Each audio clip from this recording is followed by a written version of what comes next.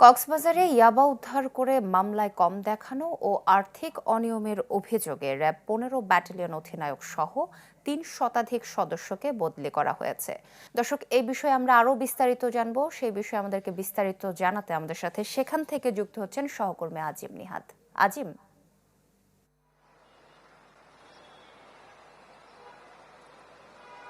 আসলে এই ঘটনাকে কেন্দ্র করে মূলত কক্সবাজারে তোলপাড় সৃষ্টি হয়েছে। কারণ এর আগে আমরা যখন ২০২০ সালে সিনহাকে হত্যা করা হয়, এরপরে কিন্তু পুলিশ থেকে প্রায় ৬০০ জনের মতো একযোগে বদলি করা হয়েছিল। এরপর সর্বপ্রথম র্যাবে একযোগে সিইউ সহ ৩ শতাধিক সদস্যকে বদলি করা হয়েছে।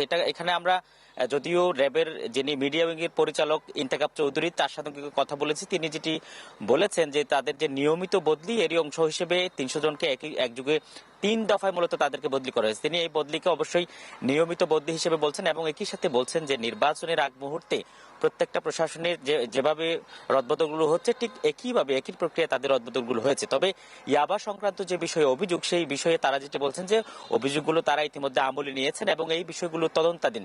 ফলে তদন্ত রিপোর্ট বের হলে তারা আসলে সেখানে কতজন জড়িত ছিল সেই অনুযায়ী তারা শাস্তির ব্যবস্থা করবেন না। তবে তিনি যেটি বলছেন, যদি ইয়াবা কেলেঙ্কারির সাথে কেউ জড়িত হয়ে থাকে তাহলে তাদের যে তদন্ত চলছে সেই তদন্তের যদি দোষী প্রমাণ হয় সেখান থেকে রেহাই পাওয়ার কোনো সুযোগ নেই। তবে আমরা মাঠ পর্যায়ে তদন্ত করে যে বিষয়টি পেয়েছি, মূলত দুটি ইয়াবা অভিযানকে কেন্দ্র করে তাদেরকে বদলি করা হয়েছে। এর মধ্যে গত ৭ সেপ্টেম্বর রুকিয়াতে একটি অভিযান পরিচালনা করা হয়। সেখানে ২ জন নারীকে আটক করা হয়েছিল ৮৯,০০০ ইয়াবা নিয়ে।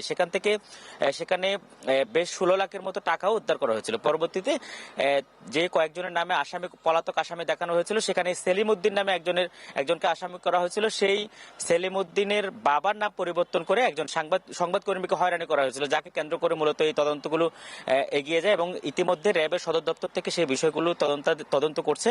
বেশ কয়েক দফায় তারা ঘটনাস্থল পরিদর্শন করেছে।